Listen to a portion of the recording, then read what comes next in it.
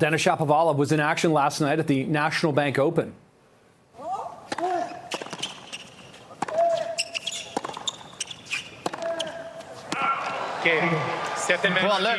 El Chapo taking on Lernatin in the round of 64, but fell to his American opponent in straight sets, ending his brief run at the tournament. But let's talk more about it right now. Joining us now for a look at the lay of the land is Karl Hale. He's the National Bank Open Tournament Director. Karl, always good to talk to you. Thanks for joining us this morning. I know this is a very busy time for you here, but let's talk about the NBO. Disappointing kind of on the one hand for El Chapo last night, but you've got Felix Auger-Aliassime in action tonight. What are you looking forward to out of that match?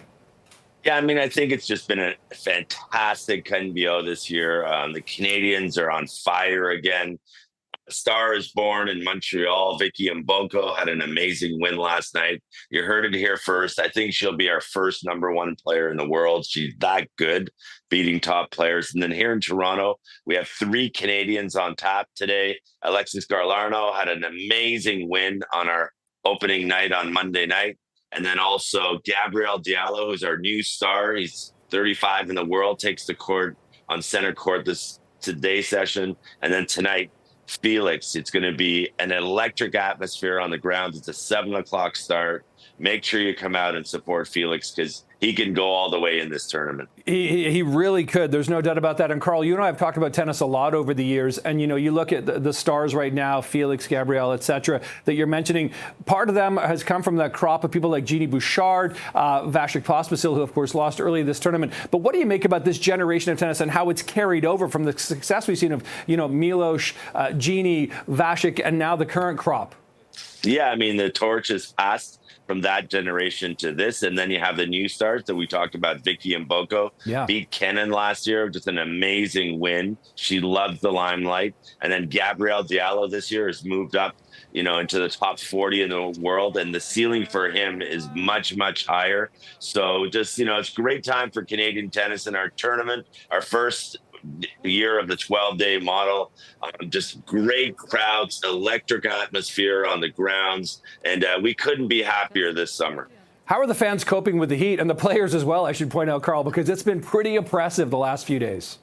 Yeah, safety is just their #1 priority in the site. And, you know, we have water stations on the court. Our volunteers and staff and EMS teams are always looking in the crowds and on the grounds to make sure that everyone's healthy. So far, the good news is, you know, we haven't had any major issues and the weather's broken. So it's going to be a lot cooler. And then, Nick, I want to show you this. This weekend, we have our retro weekend. This headband is all yours, a gift from me to you, as long as you wear it. So Saturday night, we have our retro night, and Sunday morning, we have a coffee party. So a lot of new initiatives at the National Bank Open presented by Rogers this year. You know, I got the headband from Tennis Canada, Karl, and my kids have stolen it from me because it's such a cool retro look indeed. Let's talk about that because, you know, you talk about, you know, doing retro night. It's beyond the tennis at the NBO, right? There's so many other installations and things to do around the grounds. It's not just to sit there and watch the matches.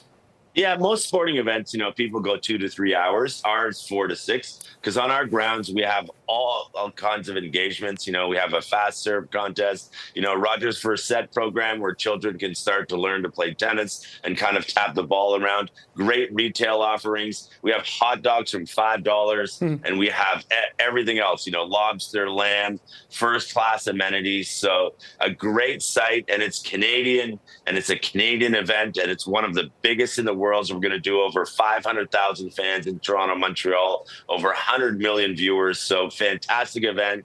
The finals is August 7th at 7:30. So lots of time for people to come out. Yeah. NationalBankOpen.com. Come and see us and support our Canadians. We want another Canadian victory like Bianca did in 2019. We certainly do. And let's finish here. Genie Bouchard, what a story! That brilliant 3-set win in her first round match, or her first match of the tournament here. What do you make? I know she's in Montreal and you're in Toronto, but I'm sure you talked to her or people around the community. What was that like, and what are you expecting tonight from her? Yeah, it was completely unexpected. You know, she hasn't played that much. This is her announcement of her retirement. So everybody was shocked, but, you know, she's young. She's, you know, just in her early 30s. And, you never know tonight with the crowd behind her. She's from Montreal, so let's see what happened. And it's a full house there, so you never know. She might continue the winning streak. You got to play the match, that's for sure. Karl Hale, always good to talk tennis with you, National Bank Open Tournament Director. Continued success there this week. Appreciate this.